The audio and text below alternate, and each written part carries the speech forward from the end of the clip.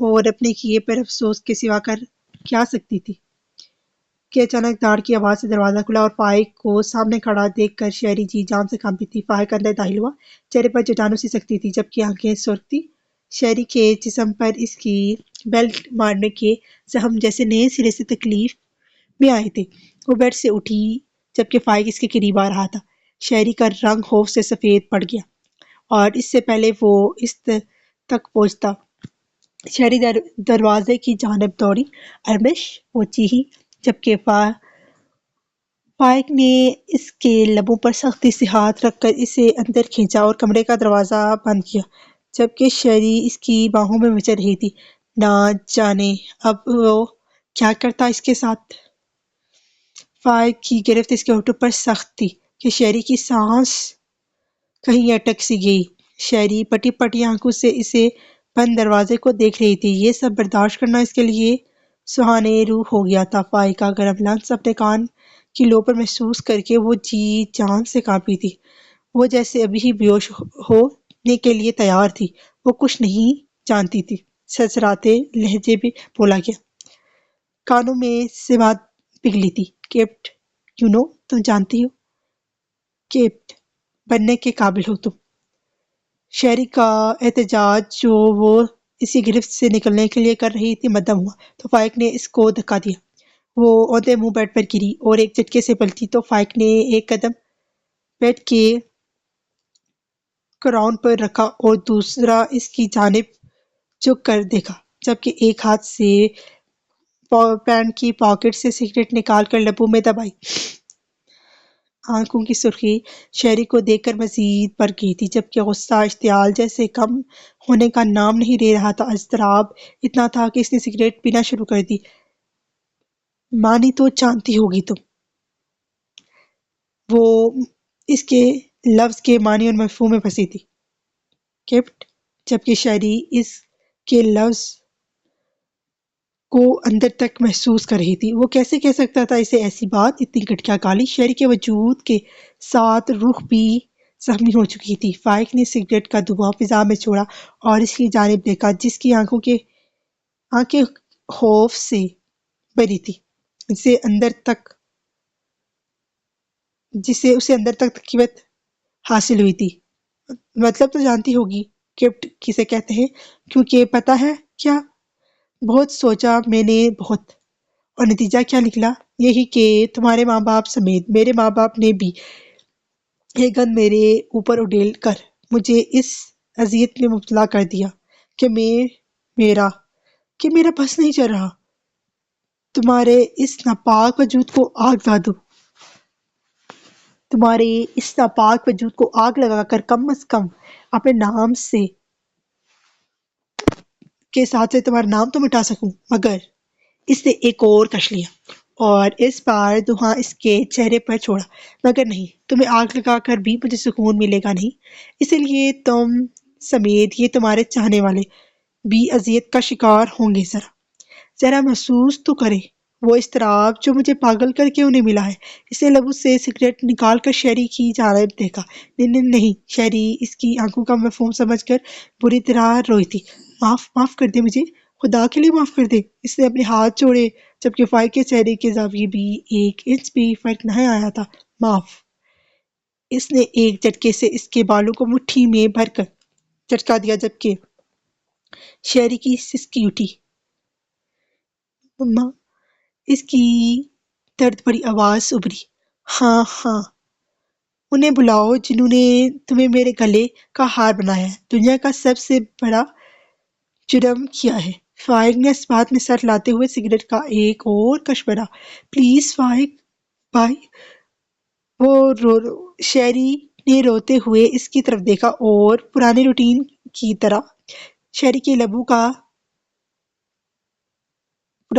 کی طرح اس کے منہ سے پھسلا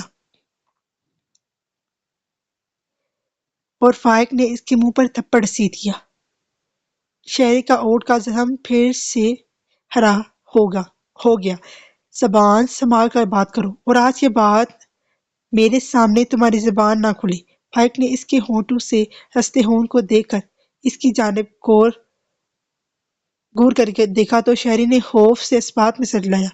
گڈ۔ فائق نے اس کی جانب دیکھ کر سگریٹ لبوں سے آزاد کی اور شہری ایک بار پھر کانپ اٹھی تھی۔ اب کیا کرنے چاہتے ہیں؟ اس نے سگریٹ کو شہری کی گردن کے قریب کیا۔ شہری کی جان جیسے حلق میں آ گئی تھی۔ فائق! کپ کپاتی آواز فائق کی سخت زہریلی لگی تھی۔ منع کیا تھا نا، بولنا مت میرے سامنے۔ اس نے افسوس کا اظہار کیا، جیسے وہ اس کی گردن کو اپنی سگریٹ سے داغ دیا۔ شہری پوری طرح چیخ اٹھی تھی۔ تبھی فائق نے اسے آزاد کر کے سکون سے اس کو تڑپتے ہوئے دیکھا۔ ارمش اور ورش جو ارمش کی یونی میں ایڈمیشن کے لیے دونوں گئے تھے، شہری کی چیخیں سن کر وہ دونوں ہی اوپر ارمش کے روم کی طرف دوڑی، مگر دروازہ بند دیکھ کر انہیں اسے اکیلے چھوڑ کر جانے پر شدید افسوس ہوا۔ فائق! ورش نے دروازہ بجایا، جبکہ فائق نے چیختی مچلتی اس لڑکی کے منہ پر سختی سے ہاتھ رکھا اور اس کی آواز کا گلا گھونٹا۔ شہری نے چبھن اور جلن کو برداشت کرتے ہوئے خوفزدہ نظروں سے اس کی جانب دیکھا۔ تمہیں میرے کمرے میں آنا ہے اور اسے چھپاؤ۔ اگر کسی کو پتہ چلا، خاص طور پر میری ماں کو، تو تمہارا یہ مکھڑا چہرہ تیزاب سے جلا دوں گا، اور تم میری بہن کے کمرے میں رہ کر میری بہن کو بھی بگاڑ دو گی۔ تو شرافت سے میرے کمرے کی راہ لینا۔ اگر آج رات تم میرے کمرے میں نہیں آئی تو اگلی صبح میں اس سے بھی زیادہ بھیانک بنا دوں گا تمہارے لیے۔ سرسراتا بے لچک لہجہ شہری کا دماغ مفلوج ہونے لگا تھا۔ آنکھوں سے آنسوں کی لڑیاں ٹوٹ کر فائق کے ہاتھ کو بھگونے لگی۔ مگر وہاں کسے تھی؟ وہ تو بس سزا دے رہا تھا اس کو اور اس کے چاہنے والوں کو۔ اس نے اس کے لبوں سے ہاتھ ہٹایا اور پلٹ کر دروازہ کھولا۔ شہری چاہنے کے باوجود بھی اپنا زخم کو چھپا نہیں پائی، الٹا ہاتھ سے کھروچ کر تکلیف کم کرنے کے چکر میں وہ مزید اپنا زخم بڑھا چکی تھی۔ ارمش اور ورش تڑپ کر اس تک پہنچی جبکہ فائق نے ہونہار نظروں سے یہ نظارہ دیکھا اور باہر نکل گیا۔ ورش نے اس چھوٹی سی لڑکی کو اپنے سینے میں بیچ لیا جبکہ شہری بے اوسان حتا رو دی تھی۔ آریان پاری سب کی کالز آ رہی تھی، جبکہ دوسری طرف آفیسر سے ملنا تھا اور نینا کا مسئلہ بھی تھا۔ نکاح ہو چکا تھا، وہ ٹھیک طرح اس سے نکاح کی خوشی بھی محسوس نہیں کر پا رہا تھا کہ مسائل اسے اپنے گھیرے میں لیے ہوئے تھے۔ اس نے نینا کی طرف دیکھا جو سر جھکائے کسی غیر مرئی نکتے کو گھور رہی تھی۔ چلو، پہلاج نے اس کی طرف ہاتھ بڑھایا۔ کدھر؟ نینا نے ایک نظر اس کے ہاتھ کی جانب دیکھ کر پوچھا۔ یہ شخص اسے اس کے انتقام سے دور کر رہا تھا، جو وہ ہرگز بھی نہیں ہونا چاہتی تھی۔ تبھی اپنے دل میں اٹھتے جذباتوں کو بے دردی سے جھٹک کر وہ دوبارہ اسی ٹون میں آ چکی تھی۔ میری حویلی، تمہیں وہاں چھوڑ کر آفیسر سے ملنا ہے؟ اس نے کہا تو نینا کے لب تنزیہ مسکرا اٹھے، جبکہ اس کی مسکراہٹ مقابل کی ساری توجہ اس کے لبوں کی جانب کھینچ چکی تھی اور اس سے ناک میں چمکتی تار۔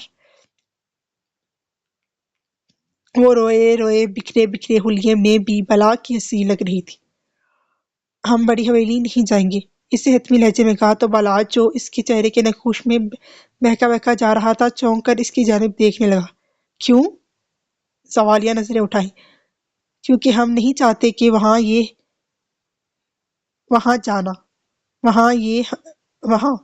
کیونکہ ہم نہیں جانا چاہتے وہاں۔ یہ ہمارا گھر ہے، ہم یہیں رہیں گے۔ ہم اس طرح چھپ چھپا کر نکاح کر کے جائیں تاکہ آپ کی بہن کی طرح سب ہمیں بھی بد کردار سمجھیں، اور ہم اپنے کردار پر ایک حرف برداشت نہیں کر سکتے۔ تبھی ہم نہیں جائیں گے، ہم ادھر ہی ٹھیک ہیں۔ شش! اس کی سسکاری سی نکلی تھی۔ پہلاج کے جارحانہ تیور تو اس نے اب دیکھے تھے، جو سرخ آنکھوں سے اپنا فولادی گرفت میں اس کا بازو لیے کھڑا اسے گھور رہا تھا۔ کیا بکواس کر رہی ہو؟ بولنا ذرا دوبارہ سے۔ لسن مس نینا، پہلی بار اس کا نام لیا جبکہ آنکھوں سے اشتعال نکل رہا تھا۔ ایک لفظ بھی۔ نینا، میں اپنی فیملی کے خلاف تمہارے منہ سے برداشت نہیں کروں گا۔ تم میری محبت و میری عزت ہو، تمہیں یہاں چھوڑ کر جانے کا سوال ہی پیدا نہیں ہوتا، مگر یہ جو تم شریک کو بدکردار کہہ رہی ہو، مجھے ایک آنکھ نہیں بایا اور نہ آئندہ زندگی میں بائے گا، اور تمہیں کوئی بدکردار کہے اس سے پہلے اس کی کتی سے زبان نہ کھینچ لوں، تو آئندہ نہ تم اپنے لیے کوئی ایسا لفظ نکالو گی اور نہ ہی میرے رشتوں کے لیے۔ ایک ایک لفظ چبا کر بولا، وہ غصہ اپنا کنٹرول کر رہا تھا، جبکہ نینا فق چہرہ لیے اسے دیکھ رہی تھی۔ پہلی بار وہ اتنی سختی سے پیش آیا تھا۔ نینا کا چہرہ دیکھ کر اس نے گہرا سانس لیا، کیونکہ اب اس کی آنکھیں بھیگ رہی تھی، جو بالاج کو کسی صورت قبول نہیں تھا۔ میری بیبی ڈال، نہیں لیتے نہ پنگے جب برداشت نہیں کر سکتے، اس نے نرمی سے مسکرا کر کہا تو نینا نے اپنا ہاتھ جھٹکے دے کر چھڑایا۔ جائیں یہاں سے، وہ خفگی سے بولی۔ میڈم، ناراضگی اب نہیں چلے گی، اب ناراض ہوئی تو میں اپنے سٹائل میں مناؤں گا کہ آپ کے 14 طبق روشن ہو جائیں گے، من ہیزی سے کہتے ہوئے وہ اس کے چہرے پر جھکا، جبکہ نینا 2 قدم گھبرا کر دور ہوئی تو وہ ہنس دیا۔ اب چلو، بعد میں تفصیل سے بات ہوگی اور ملاقات بھی۔ اس نے اس کا ہاتھ پکڑا جبکہ نینا اپنی جگہ سے انچ بھی نہ ہلی۔ بالاج، ہم بڑی حویلی نہیں جائیں گے، نہ آپ ہمیں فورس کریں گے۔ نینا اب بھی اپنی بات پر ڈٹی ہوئی تھی۔ گہرا سانس بھرا، پھر گہرا سانس بھرا۔ بالاج نے گہرا سانس بھرا۔ بالاج اس کے ضدی لہجے پر تنگ آ کر ڈسٹرب ہو رہا تھا۔ یار، تمہاری وجہ سے کیا ہے؟ اب یہ لائنز آگے پیچھے لکھی ہوئی ہیں۔ تنگ آ رہا تھا۔ اس نے آخر کار اس کی طرف دیکھا۔ اس نے جیسے اس کے آگے ہار مان رہی تھی، اور پھر اچانک دماغ میں چٹکا سا ہوا۔ وہ اسے اپنے فلیٹ میں بھی تو رکھ سکتا تھا۔ ہاں، یہ ٹھیک تھا۔ اچھا ٹھیک ہے، بڑی حویلی نہیں، تم میرے ساتھ میری فلیٹ میں چلو، اور اب میں کوئی نہیں سنوں گا تمہاری نینا۔ وہ اس کی جانب دیکھتا بولا اور اپنے طرف اس کو اپنی طرف کھینچا۔ بالاج نے کہا تو گھر نہیں چھوڑنا چاہتی تھی، مگر بالاج کے تیور بگڑتے دیکھ کر اب وہ کچھ نہیں کر سکتی تھی۔ وہ لازمی اس کو سنا دیتا۔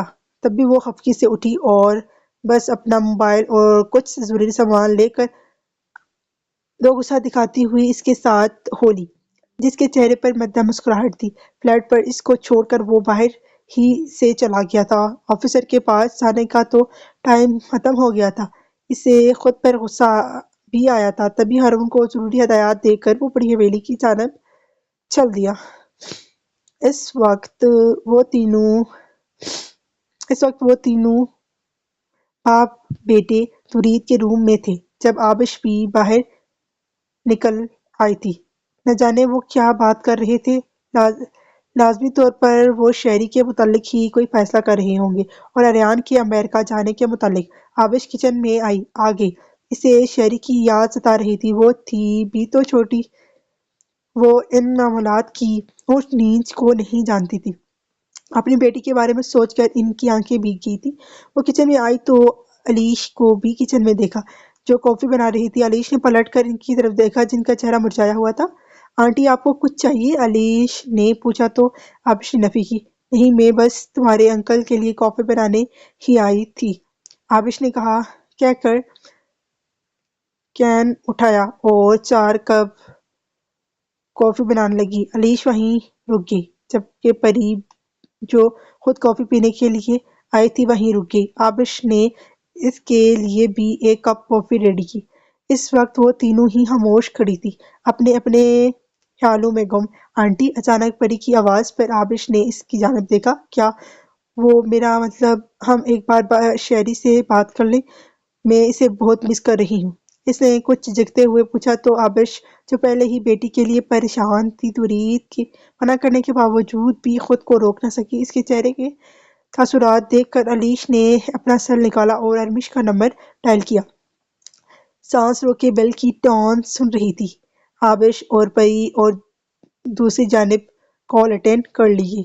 ارمش، علیش نے اس کو پکارا تو ارمش جو پہلے ہی شہری کی حالت سے پوری طرح دیر برداشتہ ہوئی تھی اچانک ہی اس کی آنکھیں بھیگ گئی۔ علیش بھائی بھائی بہت برا کر رہے ہیں شہری کے ساتھ، اس کے زخم بھرنے میں نہیں آتے کہ بھائی نہیں اسے نیا زخم دے دیتے ہیں، وہ بہت غصے میں ہے، کسی کی نہیں سن رہے۔ ارمش نے روتے ہوئے اسے اطلاع دی تو آبش کے دل کو کچھ ہوا، اس نے موبائل علیش سے لیا۔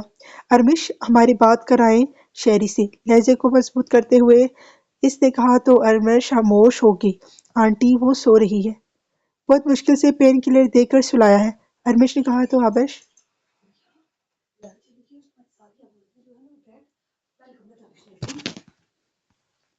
نے کہا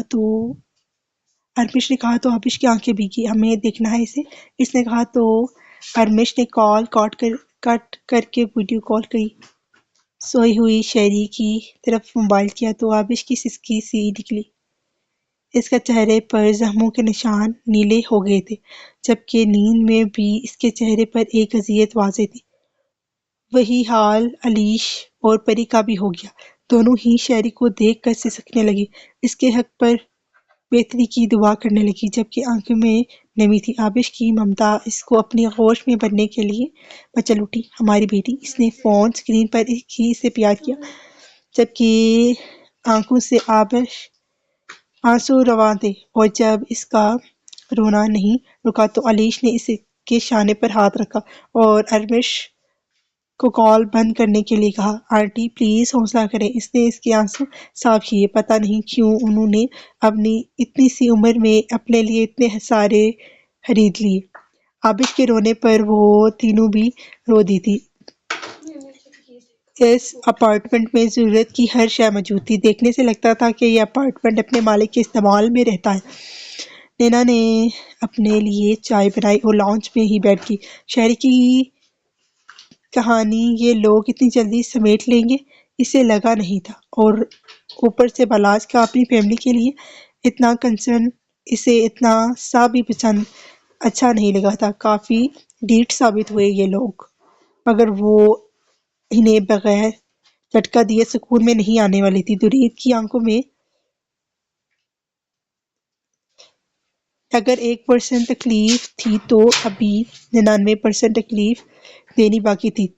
تبھی وہ اپنا اگلا لاہ عمل سوچنے لگی، اور جو اس کے دماغ میں آیا وہ تو لازمی ایک بار ہی وہ کرتی۔ بڑی حویلی کی بنیادیں تو ضرور ہل جاتی، وہ اس عمل سے درید وقت کا کیا ہوتا، کتنا تڑپتا، اتنا سکون نینا کو نہیں ملتا اس کی یہ حالت دیکھ کر۔ ہاں وہ بات جس سے بڑی حویلی کے سب بڑے واقف تھے، اور جس سب سے پہلے پتہ ہونا چاہیے تھا وہ بالکل ناواقف تھا، جس بات سے بڑی حویلی والے منہ چھپاتے تھے، جب وہی ان کے سامنے آئے گی تو نئے سرے سے درید وقت کو اپنی بٹی ہوئی بیوی کا خیال آئے گا جسے شاید وہ اب تک بھول چکا تھا۔ بلاج درید کا بیٹا نہیں، یہ بات بلاج کو بھی تکلیف دیتی، مگر درید کو جتنی تکلیف دیتی یہ بات تو فیس ٹو فیس دیکھنے میں مزہ آتا۔ وہ مسکرائی تو جیسے چہرے کی چمک دمک ہی بھر گئی تھی۔ اس نے سکون سے چائے پی اور آج کے نکاح کے بارے میں سوچنے لگی۔ نکاح کے بندھن میں بندھنے کے بعد بھی اس کے دماغ میں کوئی اچھا تاثر نہیں ابھرا تھا، الٹا اس نے ایک کامیاب پلان سوچ کر سرشار آنکھیں موند لیں۔ ابھی کچھ دیر ہی ہوئی تھی کہ وہ نیند میں اتری تھی، مگر کچی پکی نیند میں اسے احساس ہوا جیسے لوگ کھولا ہے، اور محسوس خوشبو اور قدموں کی چاہت محسوس کر کے وہ نیند میں ہی مسکرائی۔ وہ آ گیا تھا اس کے دل کے تار چھیڑنے والا پہلا مرد تھا۔ ڈیڈ کے روم سے نکل کر اس نے ماما کی طرف دیکھا جو آنسو صاف کرتے ہوئے کچن سے نکلی تو وہ ان کی دلی کیفیت سمجھتا تھا، اور وہ خود بھی تو شہری کو بہت مس کر رہا تھا۔ وہ ان کی طرف بڑھا اور ٹرے میں سے موجود ایک کپ اٹھا کر لبوں سے لگایا اور ماما کے شانے پر ہاتھ پھیلا کر اپنا حصار بنا لیا۔ کچھ دنوں تک ہم چلیں گے اس سے ملنے، بلاج نے ان کو تسلی دی تو آبش نے اس کی طرف دیکھا اور اس کے بازو پر سر رکھ کر بری طرح رو دی۔ بالاج ان کی حالت بہت بری ہے، فائق ان کے ساتھ بہت برا رویہ رکھے ہوئے ہیں۔ آبش نے ایک ہاتھ تو بالاج کے ماتھے پر پڑ پڑے تھے۔ اپنے رشتے کے لیے تو وہ ایسا ہی تھا۔ یہ بات اسے شدید ناگوار گزری تھی کہ اس کی بہن کو کوئی ہاتھ بھی لگائے۔ آپ فکر نہ کریں، دیکھ لوں گا میں اسے بھی کہ آخر کتنا بڑا ہو گیا ہے کہ میری بہن کو سزا دے۔ بالاج کا لہجہ صاف تھا۔ اس نے کافی کا ایک اور سپ لیا اور جھک کر اپنی ماں کو دیکھا جواب میں، جو اب بھی رو رہی تھی۔ پھر نظر ڈیڈ کے روم کی طرف کی جہاں درید خاموشی سے کھڑا ان دونوں کو دیکھ رہا تھا۔ آریان اور پاری بھی وہیں کھڑے تھے جبکہ علیش اور پری بھی پیچھے کھڑی تھی۔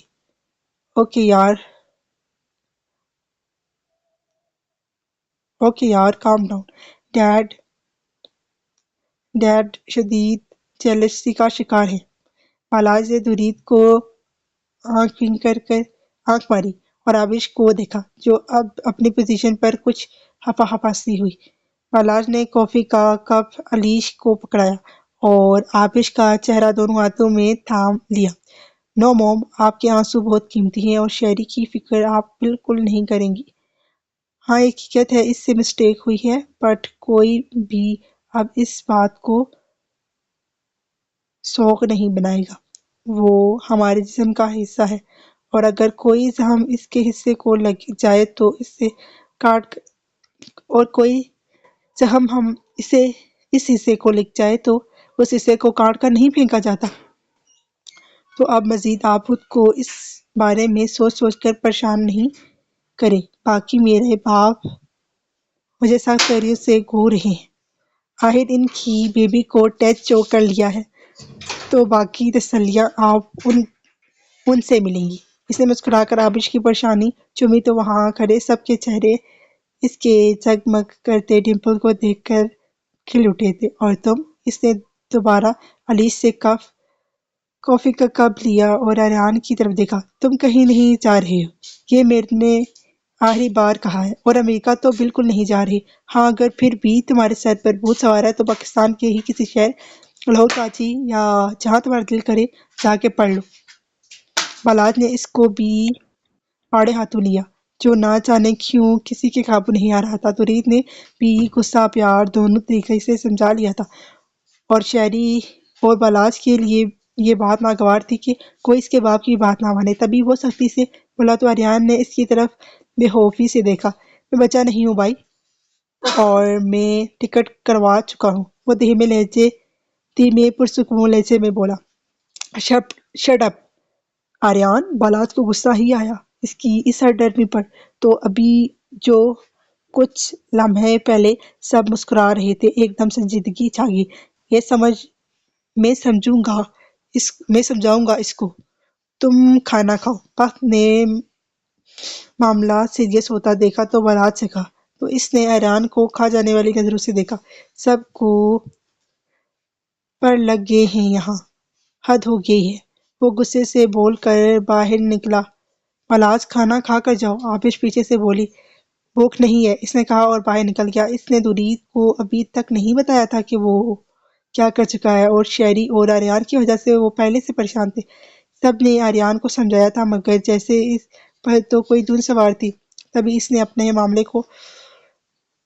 تبھی ان سب نے اس کے معاملے کو اس پر ہی چھوڑ دیا اور گھر سے باہر نکل گیا۔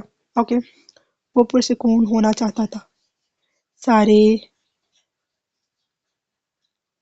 سارے معاملات کو پشے پوچھ ڈال کر اس نے گھریلو معاملات کو سب سے پہلے حل کرنے کا سوچا، اور شیری کی بھی فکر جیسے دماغ کو لگ چکی تھی۔ تبھی کل وہ سب سے پہلے شیری سے ملنے کا ارادہ رکھتا تھا مگر ابھی وہ نینا کے پاس جانا چاہتا تھا، وہ جس پر اب اس کا شرعی اختیار تھا۔ کچھ لمحے اس کے ساتھ گزار کر پرسکون ہونا چاہتا تھا۔ وہ فلیٹ کے اندر داخل ہوا تو چاروں جانب جیسے جگمگ اندھیرا سا تھا، صرف لاؤنج کے ایک طرف کمرے کی روشنی سی ہو رہی تھی۔ بالاج کے لبوں پر لبے شعلے سے بکھرے تھے اور دھواں فضا کے سپرد چھوڑا۔ وہ اندر بڑھا تو وہ صوفے پر پڑی، بغیر دوپٹے کے، کھلی بلو شلوار اور بلو ہی قمیص میں اپنے حسن سے لاپرواہ بے ترتیب سی پڑی تھی، اور اس کی یہ بے ترتیبی اس کے حسن کو مزید چار چاند لگا کر اجاگر کر رہی تھی۔ ناک میں موجود ہلکی سی روشنی میں بھی خوب چمک رہی تھی، ناک میں موجود تار ہلکی سی روشنی میں بھی خوب چمک رہی تھی، جبکہ اس کی بے داغ شفاف گردن اور اس پر چمکتا تل، بلاج کا دل اس پر وہ سوئی ہوئی تھی، مگر لبوں پر مسکراہٹ جیسے ٹھہری ہوئی تھی۔ چائے کا کپ اب ٹھنڈا ہو چکا تھا، اتنا پرسکون ماحول، بلاج جیسے ایک ٹرانس میں اس تک پہنچا اور سگریٹ کا ایک اور گمبھیر کش لیا۔ پین کی پاکٹس میں ہاتھ ڈال کر وہ اب اسے اطمینان سے استحقاق سے دیکھ رہا تھا۔ اس کی نظروں کی تپش نے شاید نینا کے چہرے کو تپا دیا کہ وہ کچھ بے چینی سی اپنے پلکیں اوپر کر کے اپنے سامنے کھڑے اس شخص کو دیکھنے لگی۔ زہرزدہ لمحوں میں دونوں جیسے نظروں میں الجھ گئے تھے۔ ولاج نے اس کی جانب ہاتھ بڑھایا۔ نینا نے ایک نظر اس کے ہاتھ کو دیکھا، کیسے کب وہ شخص سے اس کے دل میں بڑے اضطراب سے داخل ہوا تھا کہ اس کا بس نہیں چل رہا تھا۔ وہ سب سے چرا کر اسے خود تک محدود کر لینا چاہتی تھی، لیکن نہیں، ابھی وہ وقت نہیں آیا تھا۔ وہ تو آہستہ آہستہ ڈاکہ ڈالنا چاہتی تھی جو وہ ڈال رہی تھی۔ اس نے بلاج کے ہاتھ میں اپنا نرم مومی ہاتھ رکھا۔ اس کا لمس بلاج کے سارے جذبات جگا چکا تھا۔ یہ تو ممکن نہ تھا کہ نینا سے کوئی نظر چرائے، اور وہ تو پھر اس کے حسن کے آگے ہار چکا تھا۔ انسان، اوپر سے اس کا شوہر۔ اس نے نینا کے ہاتھ کو جھٹکا دے دیا اور وہ ایک ادا سے اس کے وجود کا حصہ بنی تھی۔ نینا